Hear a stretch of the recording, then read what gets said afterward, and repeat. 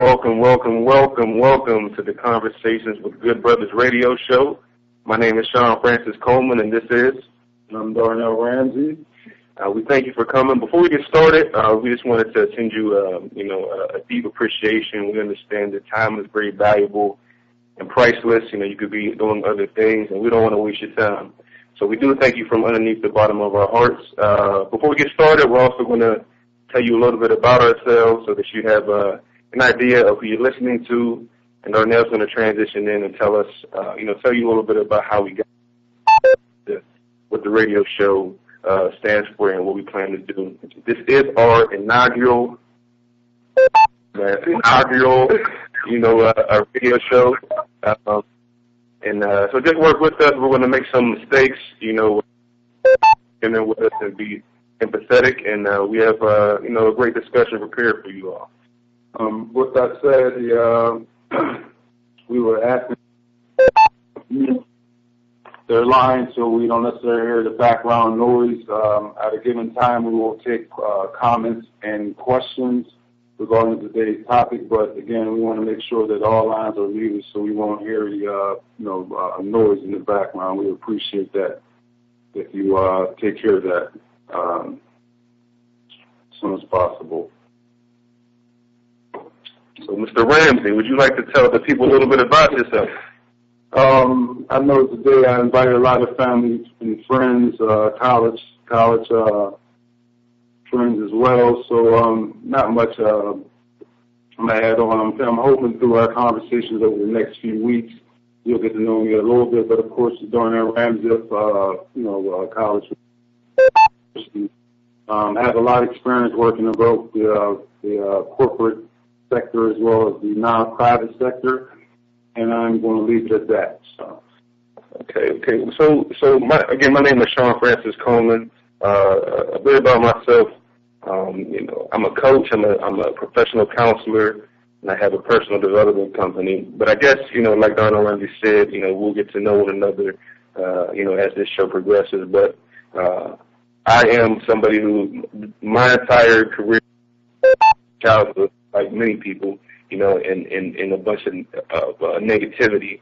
So everything that I'm doing today has started in pain, stress, problems, drama, and all of that. So, so that's, in a nutshell, that is who I am. And like I said, we'll get to know each other more over the course of time. And Shawn is a very modest gentleman. He's the author of a current, I think 3 books at this current time. So the young man is a very phenomenal, accomplished author. Thank you. But trying to mention how do we get here? A lot of you all know that I've taken on a lot of responsibilities, a lot of hats, and I've done a lot of traveling in my times. And most of you all I've conversed with on various topics.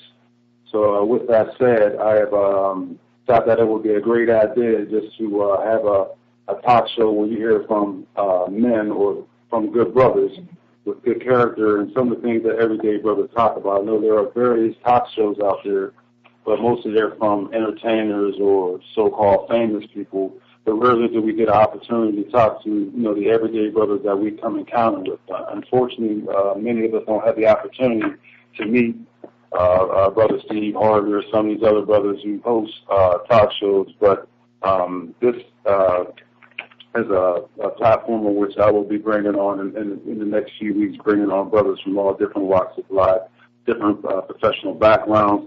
But as I always tell people, in my motto, one of my mottos is from Brother Malcolm X, I'm a part of all whom I touch, whom I have touched, and whom I have touched me. So some of these conversations started with conversations I had through my many travels in this thing called life.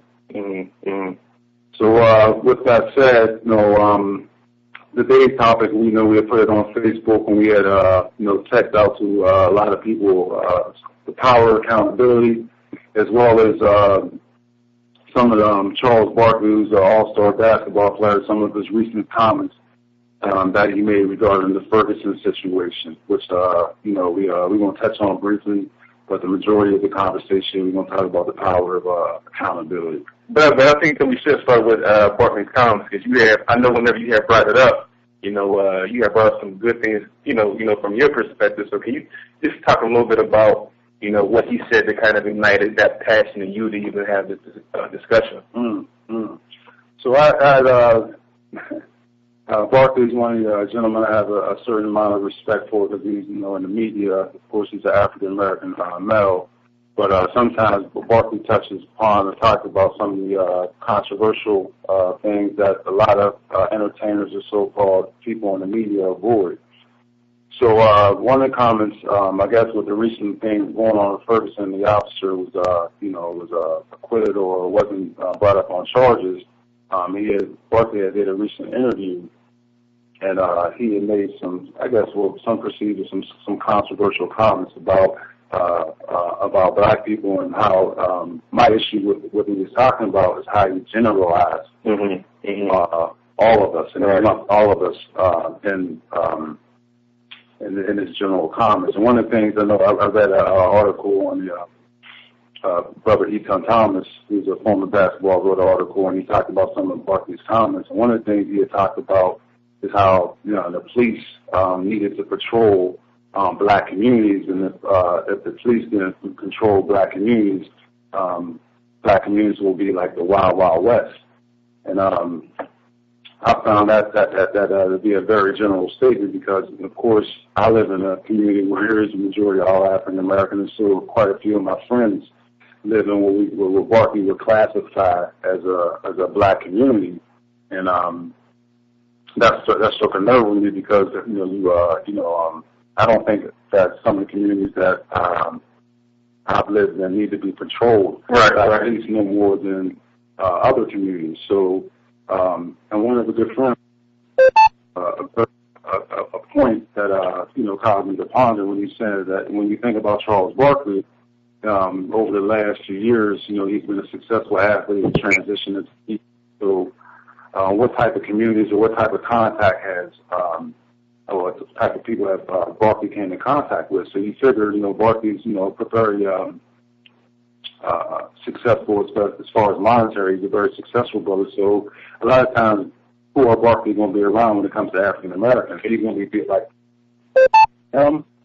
How often will Barkley get the opportunity to converse with a brother making $70,000 to $100,000? African American friends. He's very similar to him, such as Michael Jordan, Tiger Woods, and he's just like everybody else who's going to get a image of lower income black people. He's going to look at them, from what he sees on TV, and I guess that's where he would get his generalization at. So the brother had brought to my attention that he can't say that we all need to be patrolled by the police. Some of us don't need to be patrolled. The majority of people I'm around don't need to be patrolled no more than our white counterparts. Right. And I guess, if I could cut in, I understand what you're saying, too, and I didn't agree with everything that he did say, but I think as far as personal accountability, and again, we don't know Charles Barkley personally, so, I mean, I feel what you're saying, but can we really say that he's not, just because he has money, that he's not around people like you and I? I mean, it could be yes, it could be no, but also, how are we contributing to some of these situations that we get put in? You and I talked about that before, and I don't agree with everything that Barkley said, but I think he has a point on a lot of things. As far as I'm trying to think of some of the items that that he brought up. He called us scumbags, but at the same time, my opinion is that black people, as a group of people, we're an emotional people. You know what I mean? And we focus a lot on, we're very reactive. It kind of reminds me about being in a boxing ring. The easiest, every time I go in the boxing ring, I love fighting fighters that have no self-control. You can anger them, and as soon as they get angry, the emotions block their thinking. And a lot of times, black people, we get so emotional about things in it blocks our thinking, and then that's where the exploitation comes. So from a personal accountability standpoint, I think that he is at least allowing us to have this conversation. And how are we contributing to this image? And again, I don't want to say that he's generalizing us, but other groups look at us in a very general way, if that makes any sense. But, very good point. They do look at us in the general. So, that's all the more to my point that he shouldn't generalize it because, unfortunately, you and I are both lumped in to the young knuckleheads or the young so-called thugs on the corner because they have the same skin color as we do. So, they go out and get a well-respected black man to generalize us as well. So, that then add to our fight, if you know what I mean. So, answer your question? Sure. Whenever he said the scumbag, did you feel like he was talking about you? Not at all. I didn't feel like he was talking about me either. Not at all. Not at all. And I think that's why I wasn't offended. No. And to your point, I agree with you that he definitely had some good points. Yeah. I definitely had some good points, but, also mention some of the, like, as you mentioned, the black community is very diverse. Right. So mention that. Right. And, I totally agree with, I talked about the people who were looting should be prosecuted to the fullest. Right. You understand? But unfortunately, we didn't need, we don't need people that of the same color, with people that look like us, especially black men. Especially you have this balance that is portrayed, or that is aimed at black men. We don't need a so-called respected, black man in our community to come out with those type of comments. Really? Where was Charles Barkley? Where was Charles Barkley when they rioted after the NBA championship? So, where was Charles Barkley? Who is this, sir? Excuse me? Who is this, sir? It was Victor Muhammad. Okay. So, Mr. Muhammad, if you could just put your phone on mute, we will be taking questions, but we're not doing it right now, sir. Oh, I apologize. No problem, sir. Yes, Brother Muhammad. At a certain time, we'll probably we'll go to the phones several times and give people the opportunity to add to the topic. So please have a little bit of patience with us, so we will allow you to speak very shortly. So thank you, and I apologize, Mr. Muhammad, if I had came off too aggressive. But I was asking you, Darnell, as well. I know that your own mentorship to me. One of the things that I love about it is that you hold me accountable. So I hear you saying that Charles Barkley, we don't need people like that coming out with those words. But my opinion is that sometimes we more than often we do need people that look like us holding us accountable. So again, I don't agree with what he said about the grand jury being right, but I love the fact that he bold enough to say, look, this is my opinion, and I'm gonna hold you accountable. And thank you for bringing that point to my attention, Shawn. That again, I don't. This is in no way bashing Charles Barkley. There was a lot of validity that he said, a lot of validity to his points that he had talked about during our interview. However, I think that sometimes the majority of points that they're going to hone on is the negative ones. Right. So again, if I would have heard more of the positive, because a lot of us, and I'm pretty sure a lot of people are tuned in, were against the people who are looting, not necessarily, but like as you had mentioned, we are emotional people. But again, my whole thing is that I didn't want to lump or generalize all black people, but we're a very diverse group of people. Right. But let's go back to the point you're making, and that's that's our discussion of accountability. Mm-hmm. And that's what I was saying, that some of the people who were looting should be prosecuted to the fullest because they are accountable for their actions. Right. But talk about a little bit more when I know that that's your your counseling background when you talk about we make these emotional decisions. Right. Why do you think that we make these so-called emotional decisions? Explain a little bit about what you mean by that. That's a great question. So whenever you ask why do we make these emotional decisions, I always say that when you look at a problem, you can't really say that one problem starts with one thing.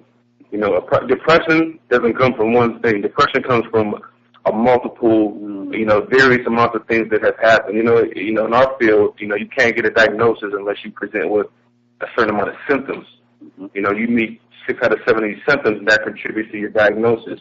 And it's the same thing with problems in life. So, to more directly answer your question, why are black people, and really not just black people, why are people so emotional? The average person does not have a lot of emotional intelligence.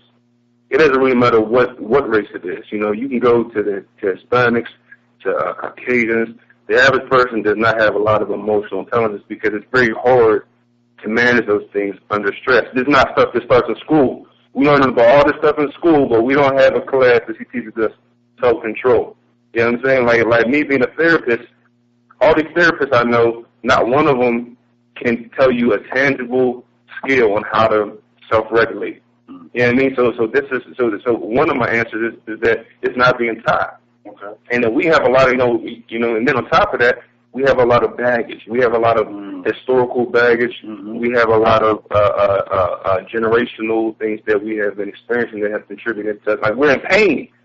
And then you want to hurt somebody else. And you want everybody, you know what I mean? You want everybody to experience your pain, and we just don't, for some reason, we are one of those generations. Again, this is my opinion. We are one of those ethnicities that do not do a good job at managing our emotions under stress. And like the boxer, I'm telling you, it's very easy. It's so easy for people to exploit us because we're not thinking. If we're not thinking, still playing checkers. So we still playing checkers. You know what I'm saying? Like we are playing checkers because we emotional. I can pick you off. Because you're not thinking. Emotions block intelligence. And I'm getting back to the point, like hurt people. Right. So you and me, historically, we have been in a situation that we think that we have continuously been wrong. Right. And also one of the things that, even speaking on the Ferguson, and we're not going, we're going to talk about that a little bit, but don't get too far into that. But the one thing about the Ferguson situation that people forgot that about, I think Brother Eton Thomas had mentioned that since Mr. Brown's death, there has been 14 deaths since then. That's crazy. So, crazy. Unbelievable, but, some of us old heads who remember that, this goes back to, 92, 91, where Rodney King situation where black people, or black men in particular, have been targeted, targeted by police. Right. So I'm always amazed how we are still getting emotional and going on a rampage and burning things down where we have to get a little bit more strategic. As you said, instead of playing checkers, we should be playing chess. And one of the things I talked about on that subject when in the Ferguson situation was if we would have did absolutely nothing. Exactly. Doing nothing. I call it the art of war. Yeah, they spend millions of dollars to bring the National Guard and bringing these tanks. Right. What if we wouldn't have ratted? Right. You know what I mean? That would have scared them. That would have been our chess move because now we would have kept them guessing about which direction they go in. But another major thing is that when people are so-called looting, they're telling you where to loot. Exactly. You know what I mean? Exactly. You're not even in control. You're going on a rampage, but you're only looting in the targeted areas where they're directing you to looting. Well, to your point, one of the things that I've had conversations with people in my family is that, again, this goes to how we're not thinking whenever we're looting, because the businesses that you are that you are boycotting, you're still giving policemen jobs. Because they gotta come and man these places. You know what I'm saying? So again, how are we hitting them in their pockets whenever we still put money in their pockets? And an interesting thing about Shawn is that his mom and father are former city police, retired police officers who are very experienced in this field. But they always told me, my mom. This was a very interesting thing. My mom and dad always raised us to not trust police, and I always thought that was very interesting. And both of them were police officers, but they raised us to not trust police. So again, I have opinions about everybody. I think that there's bad people. I know bad therapists. I know bad psychologists. So on another accord, yes, there are bad police. There are good police. So there's we don't pay attention to a psychological brutality.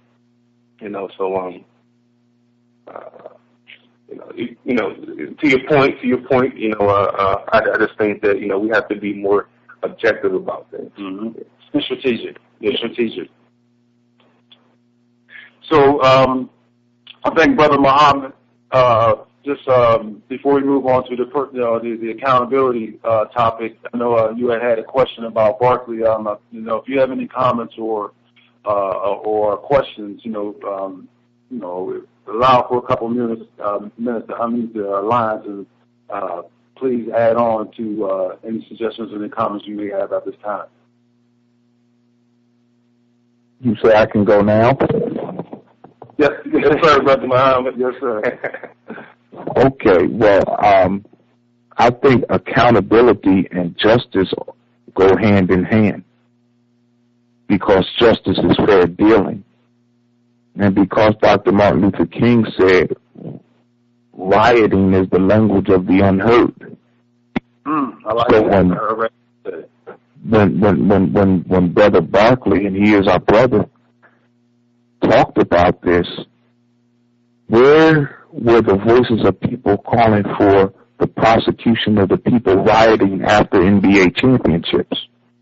That's a great point. Good point. And burning up cities and tearing up things. But now you're dealing with the people who have not been given justice, but have always been held accountable in every court of law. But now when it's their turn not to be held accountable, now there's something wrong with us. Excellent point. Excellent point. Excellent point.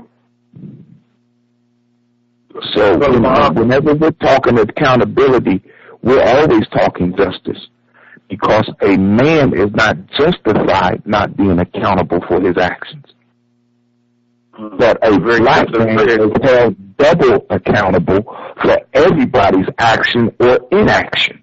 And then we're supposed to take someone else's opinion as they guided a grand jury who had no cross-examination.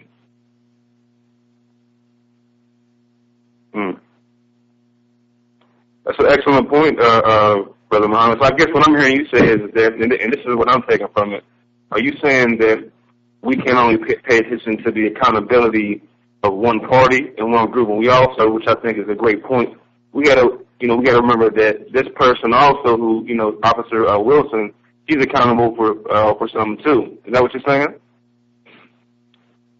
This is all about accountability, because the first word in accountability is account. So if we start to add things up, we'll see why we're in the condition we're in and why people are acting out the way they're acting. Because if we're talking about being held accountable and being kept accountable, how did we get to where we are at?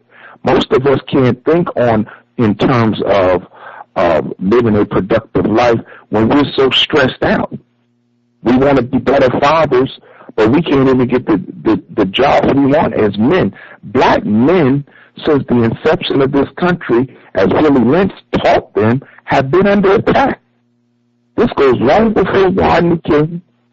This goes long before Emmett Till. This goes long before all of these great cases that we have. It has always been the case with the black male. We were always envied and feared.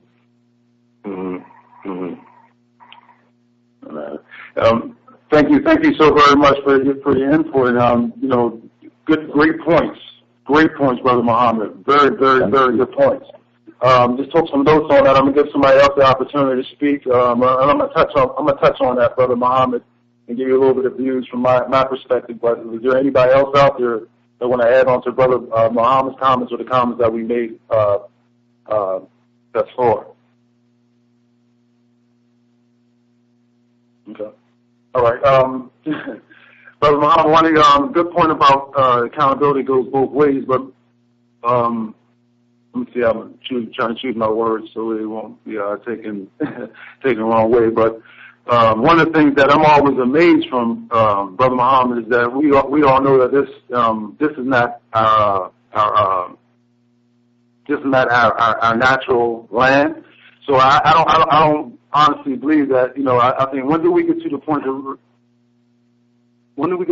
where we realize that we're not going to have the same rights as some other of our counterparts, meaning that there are certain crimes that, as you made aware, that they commit, and if we commit the same type of crimes, we're held more, you said, twice as accountable as some of our counterparts. Right. But if we know that, why do, and unfortunately, it's a very small percentage of people to get themselves in trouble. I'm always amazed how we always, again, we generalize, because I'm pretty sure you and I both know millions and millions of brothers who are not in trouble, because they always make, like, when you listen to his story or the media, they always make like, the majority of brothers are going to jail or they're doing wrong.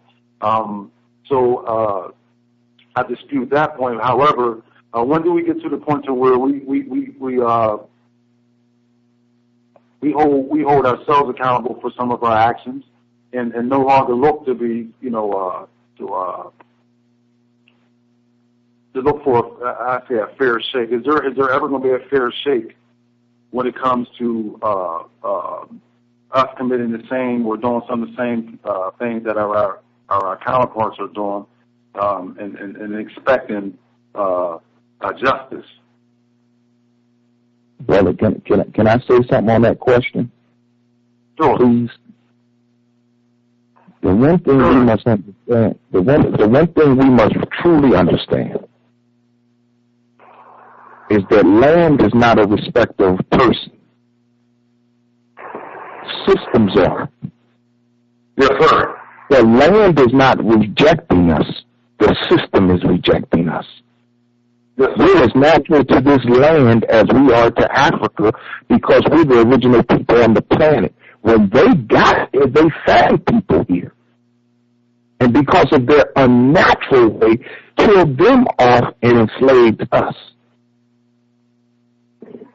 When we start taking accountability for our nature, and that we belong on this planet in righteousness, and they don't belong here in wickedness.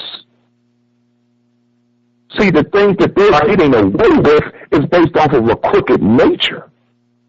We have to discuss our righteous nature. Mm-hmm. I spoke at a college one time, and they asked me, well, don't you want to be equal with white people? I said, why would I want to belittle myself like that? Why would I want to be equal to my oppressor so I can act like him? So, Brother Muhammad, I mean, that's, with respect to everybody's nationality, and I am empathetic to what you're saying as well, because, my mom used to always tell me growing up, and I was always, and I never understood what she meant. She said, you can't do what they do.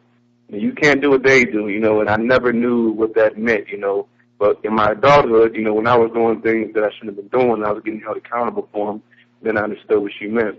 One of the interesting things that I'm thinking about as you speak is that even though the system, you're right, that the systems are rejecting us, I'm a big believer, and it might be naive thinking, but I'm a big believer that no man can create a plan for my life that will destroy me unless I accept that plan. And at the same time, and I'm willing to, not only die, but also live for what I believe in. So when do we, does what you're saying, does that excuse the fact that we have to get emotional and we have to, berate and we have to get aggressive every time something happens? Should we not still, play checkers? I mean, it is a game. It is a game of chess. It is still a game of chess. I understand everything that you're saying, but I just don't believe that necessarily takes away the fact that we have to outsmart, whoever and whatever that is trying to put us down. And I don't believe that we can outsmart anybody or anything whenever, as a people, we allow our emotions to subvert our thinking. Oh, I agree with you 100%. But the thing is, when myself of their framework of thinking, so we're still trying to become free from the oppressor based off the oppressor's framework of freedom. We have to think for ourselves and organize for ourselves. I mean, basic things. Really, this is not complicated. Keeping money in our own community, spending money among ourselves. Those things are not complicated. And yes, we don't have to get emotional, but to understand why we are emotional at this point. Right. And that's coming back to our point of, that's coming back to our whole point of accountability. You made two very, very good points about becoming accountable for our community, or becoming accountable to our community. You made a very good point. How do we do that? And one of the things that I've talked about previously in the previous conversation is why don't we start creating policies that really that work in our favor? That's a part of accountability. You understand? Of course, you have made a point of there are some systematic things that are set up for us. However, from whether it's the prior civil rights stands and the civil rights movements, where they start putting people in places to change these policies. Right. And to your point, nothing has changed. So we going back to Rodney King all the way up to Mr. Brown. You're talking about 20 years, and we still dealing with the same old policies that's in place that we know need to be changed.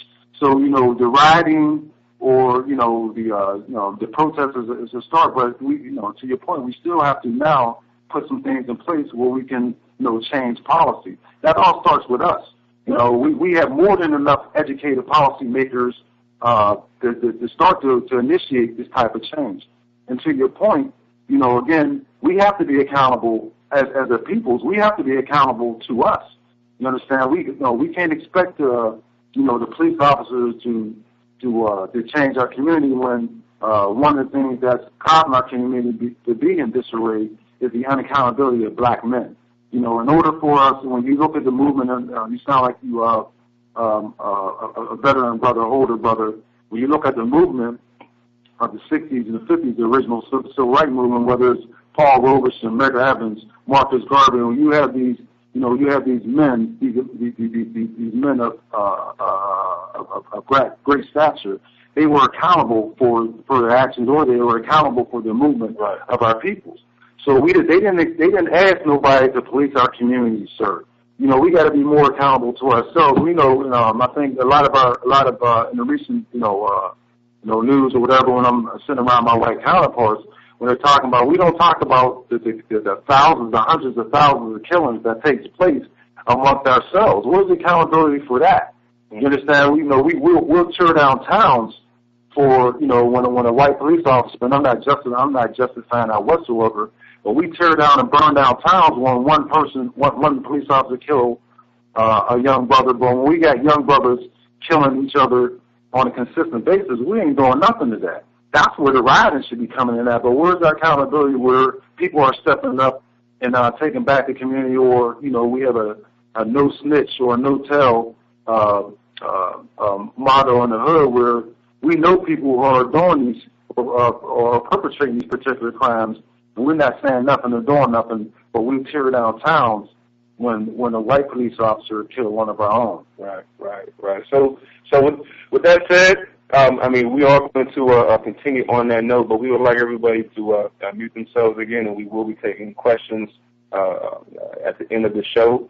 Brother Darnell, I did want to touch again on what you just said just now. When you talk about accountability and everything that you just said, it's easy to talk about accountability, right? Yes, sir. But at the same time, as you're talking, and as you're talking to Brother Muhammad, I'm thinking it's not easy to behave in that way. And I think that it's not easy to behave in that way because a lot of us don't have character. You and I always talk about character. How can you hold yourself accountable if you ain't got no character? And very good point. And just to elaborate a little bit on that, when we talk about a character, where I think recently I think we were built on that before, how we call each other accountability partners. Right. You understand? I can always, if I'm in the wrong, I can always expect you to check me, and vice versa. Right. So a lot of times, that's one of the things that I always encourage young brothers is start to have multiple accountability partners. One of the things that we talked about is that too many of us, I call them uncomfortable conversations. Right. Because when you start having uncomfortable conversations, you might rub somebody the wrong way, or there's going to be some discomfort amongst brothers or amongst brothers and sisters. However, in order for us to need it to grow. Yes, sir. But when I talk about accountability partners, I'm surprised by how many people don't understand that whole concept of having somebody hold you accountable. Right. And we as black men, we're very egotistical, and we who are you to to tell me what to do. Not only that, we as a people, right. You know, we so-called don't like people in our business. Right. You understand? So how do we continue to grow as people if somebody don't know who you truly are? Because we're all great pretenders. I know my brother CeeLo has a song called The Great Pretender, one of my favorite ones, but a lot of us, when we step out of our house, it's like kind of actions. We're pretenders. Right. But not many of us, you know, are willing to be open and honest enough to tell people about who we are when the cameras are on. Exactly. So your accountability partner knows that about you. Right. You understand? You know, he knows your dirt. He or she knows your dirt. He or she knows your personality. Pretty much, you know, knows things about you that the so-called public don't know about you. However, we should have multiple accountability partners. You know, and unfortunately, too many of us do not. And one of your biggest accountability partners is your parent. That's your first. That's your first accountability parent. And one of the things I admire about you is when you talk about your father and your mother and your upbringing. You know, fortunately for me, I didn't have a father. My mother was my first accountability partner, but I tell some of the stories to my children about how my mom held me accountable. Mm-hmm. You understand? I always like to joke that I remember my mom in the 12th grade. I always tell people the story. In the 12th grade, I slipped up and said, "Damn." You understand? Mm-hmm. And my mom put me on punishment for the month on March for every weekend for the whole month of March. It was 5 weekends in the month of March. But she held me accountable for my actions. You get every one? You understand? Yeah. Every weekend? I got every weekend. I come on March 1st. I was on punishment March 3rd.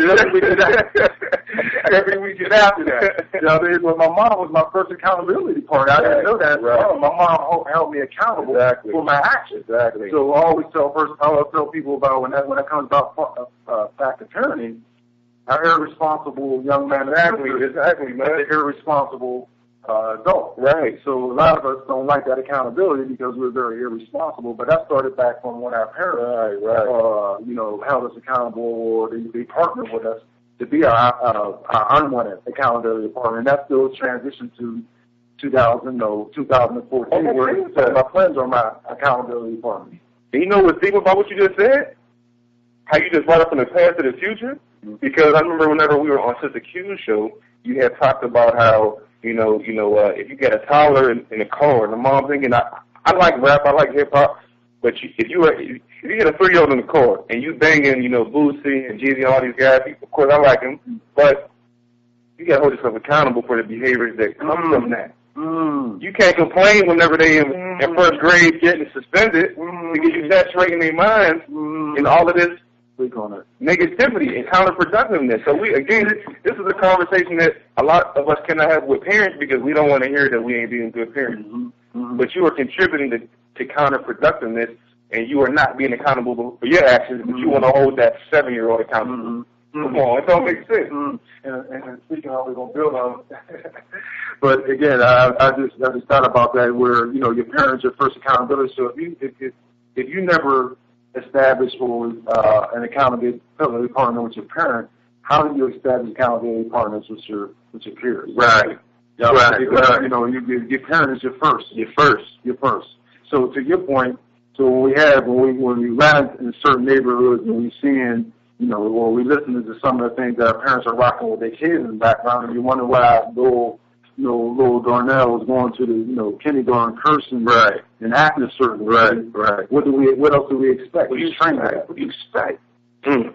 But again, a lot of us, you know, if you question somebody parenting now because we don't want people in our business, or we want to hold our sisters, our brothers, or our parents accountable.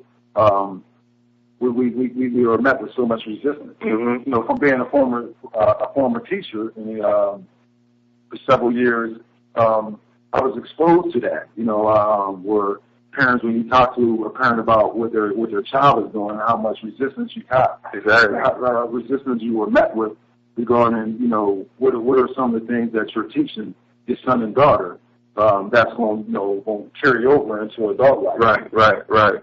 And speaking of that, you know, again, I don't want any of our listeners to take this wrong, but unfortunately, a lot of our brothers who are having these run-ins with the law enforcement what is their responsibility and accountability for that interaction with the police officer? When I look at young brothers that I'm sitting here talking to all the time, and we hold these classes in which we teach young brothers and sisters what to do when they come in contact with a law enforcement officer. What do you do when you come in contact? Do you curse them out, or do you humble yourself and do what they tell you to do? But that's that emotional piece. That's that emotional piece.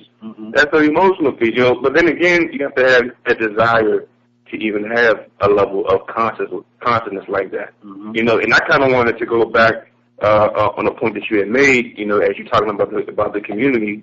I love saying that, people love saying it takes a community to raise a child. I love saying it takes a community to destroy one, too. You know what I mean? And nobody talks about that. You can say all you want to, it takes a community to raise a child, but we doing a dang good job at destroying the children, too. And I find it funny that, a lot of these people, again, I'm a bold person, and I don't boast about it. That's just my personality. But just like I was bold and punching people in the mouth in elementary and high school, I'm just as courageous to go up and tell these young people. Like I was on the north side, I saw a young man smoking a blunt 2 blocks from a police station. Now I went up to him, I said, bro, I can't tell you to stop smoking, but at least put it in your pocket, man. Take it wherever you're going. Now, he received it very well, but that's how you hold each other accountable. That's how you hold one another accountable. But the amazing thing is, that a police officer would have came up with his hands to him. Yeah, he'd have went off. Yeah. People usually interrupt me. You should approach me and say, excuse me, young man. I've been appropriate for you to smoke. So we are rallying around that. We'll go off right, but nobody talking about what actions, what role did he play in that situation. Right. Well, when we see young bulls, and again, not taking this the wrong way, how we present ourselves to the public. You understand? When we walking around with our pants or looking a certain way, talking a certain way, there's no excuse for people to approach you, come up to you and pick on you for no reason. No reason for that. Right. But we are not, there's a distinct difference between a young man in a low income community and a young white young man in an affluent community. Right, exactly. The police know, I don't care, I have a dream or whatever, they're going to be approached differently. Right. You know what I mean? If a white young guy is up in an affluent community and being approached by a police officer, and a young guy growing up in one of the worst, drug-ridden, crime-infested communities, the police officers, no matter what we think, they're going to be approached differently. Right. So we should no longer equip our kids with, they have a right to think that somebody's not going to approach them. That's something. You know what I mean? So we're setting them up for failure because, unfortunately, I hate to say that they're, the studies show that as black men, we're going to get approached by police officers. Right. But one out of 3 of us. Okay. 1 out of 3 of us. Right. So it is likelihood that we're going to get approached. Right. So for us to tell a black boy that he has the right to get angry because a police officer is approaching him is setting him up for failure. And that's what you had just mentioned, that we are setting up, we are destroying our boys too. Right. You know what I mean? And we're contributing to their death. Right. So, and to their incarceration. Right. So we tell a young boy it's okay to carry a gun because some of us, we as parents, we know they're doing this dirt. Right. You know what I mean? You haven't seen a young man's report card in 3 years and he got new Air Jordans on. I would assume that he's doing something that's not a good character. You understand? But because we don't want to be held accountable, or we scared to hold our youth accountable, we want to blame somebody else that he's being picked on. Right. Now, I mean, what about you, parent? Like, what is that? It's not your responsibility, or we should be holding you accountable. Why haven't you been up to the school? Right. To see what's going on with your child. And that goes back to that.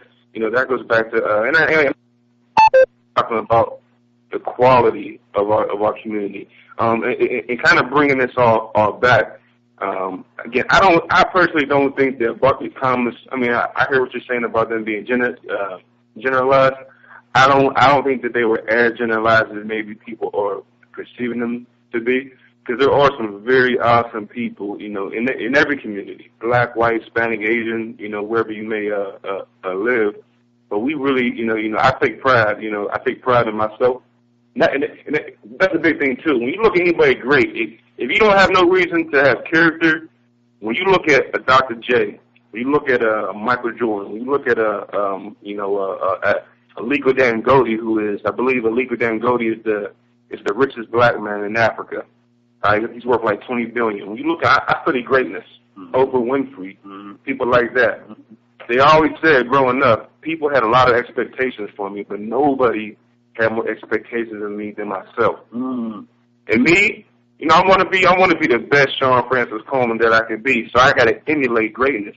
And if I'm paying attention to themes, and great people are saying, look, everybody around me expected me to be great, but nobody expected it more than myself. That's a reason that, I would say, to me, that's a good enough reason for you to want to be, to have character, because it's just a behavior of success. If you have no other reason to practice character, if you want to be successful, think about that. But I'm coming back to when you mentioned some great people, and they were saying what people expect of them. Right. I'm coming back to whatever our parents, what are they expecting of us, of their particular, of us, and in particular their boys. Since a lot of this is happening, it happens to young African American girls too. But since a lot of this is happening to our boys, are we expecting our boys to walk around looking like a bum? Are we expecting our boys to, not go to school and not achieve? I'm going back to your point where it takes, you have made a point that it takes a village to raise our kids, but it also takes a village to destroy our kids. A lot of us who are not being accountable and speaking on some of these negative character traits that our young men exhibit on a regular day, and some of us are not even bold enough to say it. That's what I'm saying. Even in the school and the church, exactly. We still not saying nothing to our young men. And why is that though? I know what I think, but why do you? I can't understand it. It's just not part of my personality. Why do you a 6'3" black man? There's other people of that stature. Like, why is nobody? Are you afraid of them? Are these people? Are you afraid of these kids? Like, what is it? Like, what's the breakdown where you're not bold enough? To contribute to what should be done anyway.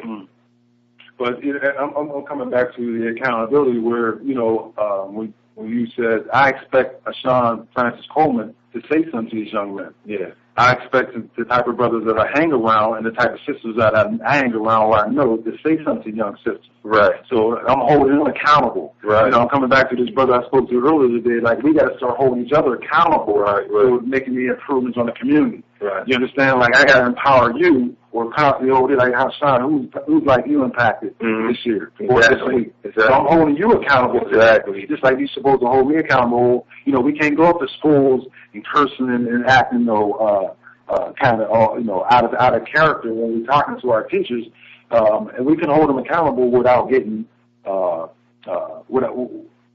showing good character. Right.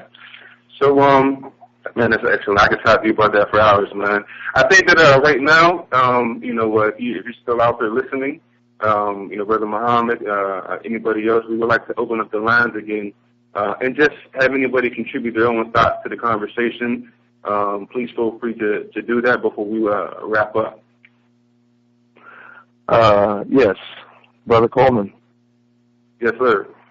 Hey, excuse me. Brother. Excuse me. Yes, who am I speaking to? My name is Mr. Henry. Okay, how are you doing, Mr. Henry? Good evening.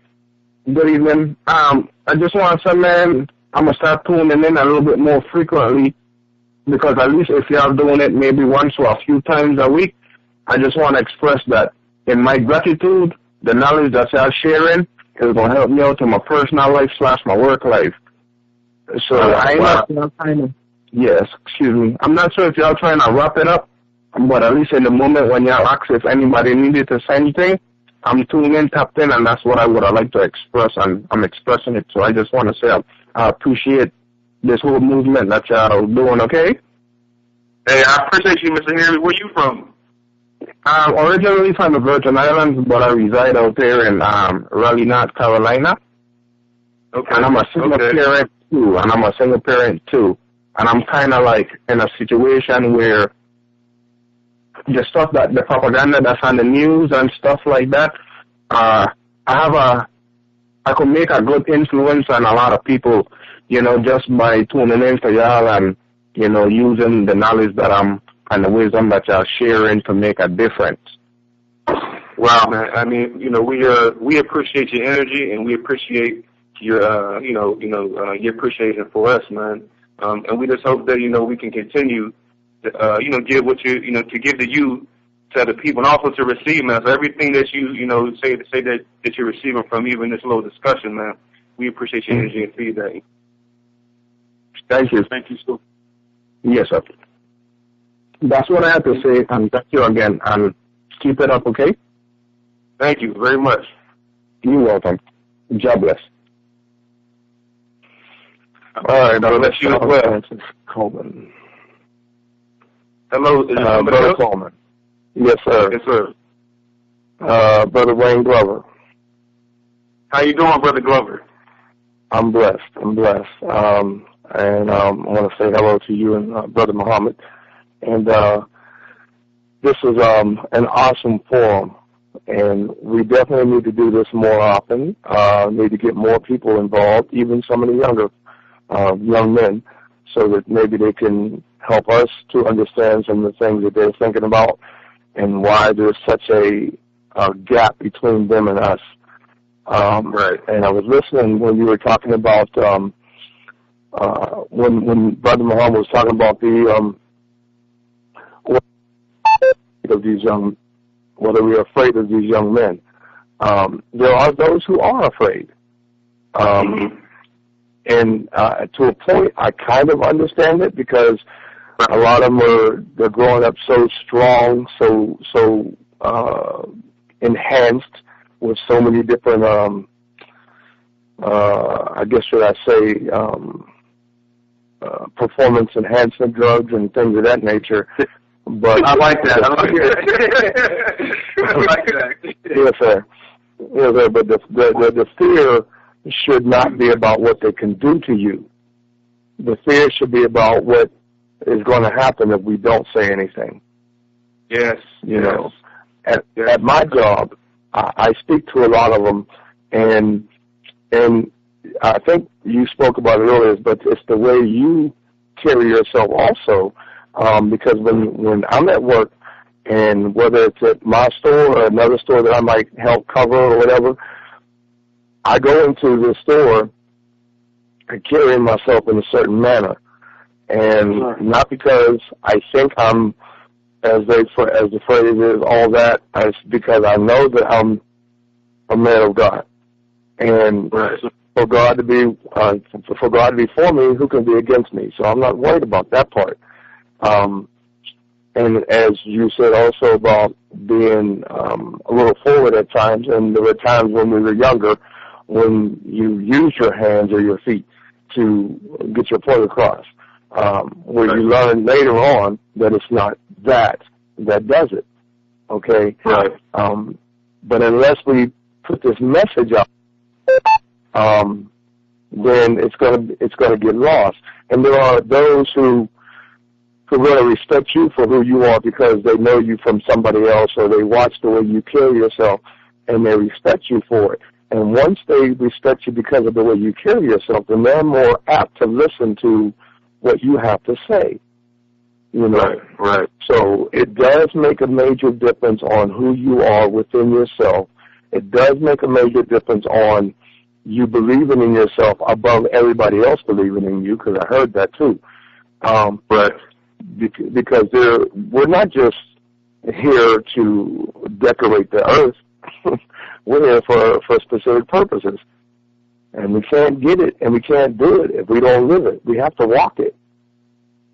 Very true. Hey, Brother Glover, this is Darnell Ramsey. Thank you so very much for your input. One of the things that, one of the points that you made mention of, and some of the things that I'm holding some of our church brethren and sisters accountable is when you so-called got God on your side, why are you scared to say something to a young person? You understand that you should have, you know, if you're doing God's work, He will protect you. And that's how, I challenge people, I challenge, at home, a lot of churches and people I know in the church accountable to step into these youth and say things respectfully. You understand? So, you have made a good point. When you know you got God on your side, you shouldn't be fearful. When you know you got good in your heart, you shouldn't be fearful to say something to the young generation. That is correct. That is correct. That see, and just being from the, shall I say, the neighborhood, you see so many things, you hear so many things. You may even have been involved in some things, whether it's on the giving or receiving end. Then you got to have a better understanding about some things. The spirit, though. Brother Glover? Yes, sir. Yes, sir. I apologize. I'm going to have to cut you short, sir. Can you tune in next week? Yes, sir. I really apologize, but we are on a time schedule, and I know you're about to give us some great knowledge. So can you please save it and possibly give it to us during the next show? Yes, sir. All right. I'll be talking to you soon. Yes, sir. God bless. God bless you too, ladies and gentlemen. We are going to get started with wrapping things up. We truly thank everybody who tuned in and listened in. Brother Glover, Brother Muhammad, Brother Henry, and everybody who's just tuning in. What would you like to have people take away, Darnell? Finding accountability partners, being accountability partner, and once again, we want to touch upon the power or the importance of being accountable or held accountable to your actions. Surround yourself around accountable people who exhibit fine character, and exhibit fine character yourself. I think Brother Glover had mentioned that he carries himself in a certain way, and those are the type of expectations we should expect of people who are in this fight with us. Accountable people. And I can say a lot of things, but one of the things that I want to leave you all with is that we have some great discussions prepared for you all, but like they say, stuff is easier said than done. But I believe that things are better done than said. So as we talk about these things, we can talk about them all day, but the action piece is, of course, the piece that we have to become better at. Our contact information, you can reach us both at www.perspective.com. That's www.perspectve.com. There's no I in it. Brother Darnell Ramsey, actually his company is up and under construction. As far as his website is www.darnellramseyspeaks.com. And you can also contact us for coaching, counseling, and we do travel around and do public workshops. I also have some books available at my website at the products page. My first book is called The Inspiration, 10 Themes of Success. Second book is a quote book called Improved Thinking. And the last book, or the most recent book, is a relationship guide, how to find the relationship of your dreams through the eyes of a changed man. With that said, again, Darnell, I want to thank each and every last one of you all with the inaugural radio show for a conversation with Good Brothas. I want to thank you so very much for tuning in. Hope we have provided you with some incredible insight. And also, we are encouraging, via our website, via our webpage, via our email. Please give us some feedback on what you thought of today's topic, with today's discussion, and also any future topics you would like to hear on Conversations with Good Brothas. Personal email is darnellramsey@hotmail.com.